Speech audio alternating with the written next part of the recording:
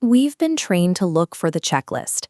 You download a financial app, set up two-factor authentication, and scan your face to log in. You open your portfolio, and the balance looks great, 6 figures even. But when you try to move a fraction of it to another account, you get a generic error message. Your account is flagged. The funds are stuck. You're staring at an interface that says everything is fine, while the engine room is actively burning. The screen shows your money, but the system refuses to let you touch it. That happens because checking the boxes on software security means nothing if the structural foundation holding your money is flawed. There is a massive gap between having a password to an app and actually holding the cryptographic private keys to a digital asset. On a major exchange, they hold the private keys and own the assets. You have an IOU and a secure way of asking permission to move funds. If that platform gets hacked or freezes withdrawals, your checklist doesn't help. The connection is severed. The trap is that a sleek app design makes custody and ownership look identical. The interface masks the fact that you are entirely dependent on someone else's solvency. Until you personally hold those keys, you are at the mercy of a third party. This is the Svalbard Global Seed Vault, built into the Arctic permafrost, designed to survive the worst-case scenarios. We solve the custody problem by building the digital equivalent, the seed block. It protects your portfolio starting point so everything else can grow. To build this digital foundation, you need a hardware wallet.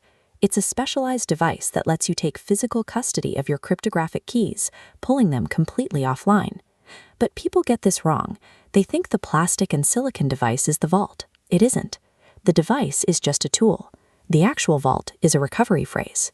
It's a sequence of 24 random words, generated by the device, that you write down on physical paper.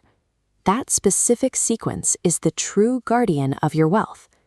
Taking a photo of those words, saving them to your cloud, or typing them into notes instantly defeats the purpose. A digital copy is a hackable copy. Paper only. True security comes from a strict structural separation between the digital device you use to access the funds and the analog paper key that backs them up. Families usually hesitate here because they imagine 3 physical scenarios.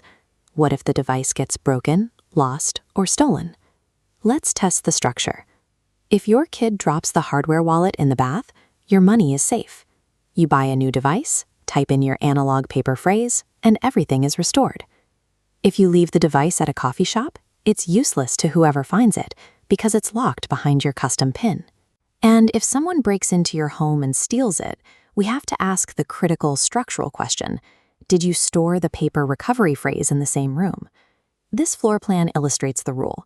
The recovery phrase never sits next to the device.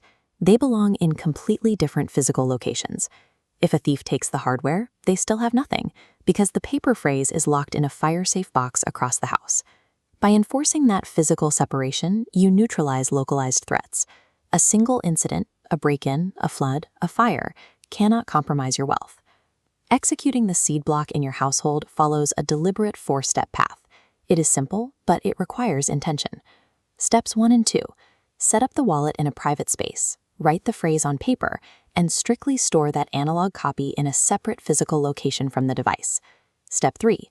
Send a tiny test transaction to the new wallet, and then send it right back out.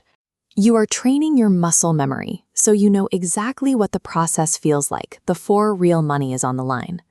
Step 4. Systematically move your core, baseline assets off the exchange and into your self-custody structure. The mechanics take an hour, but the psychological shift is permanent. You are stepping out of the role of a passive consumer and becoming an active custodian of your own assets.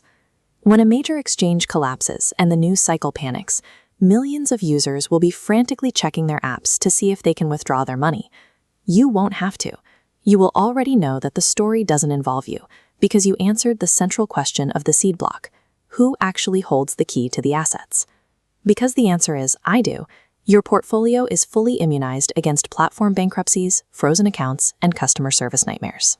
Asking that one question and acting deliberately on the answer builds the foundation required to secure digital wealth for years to come.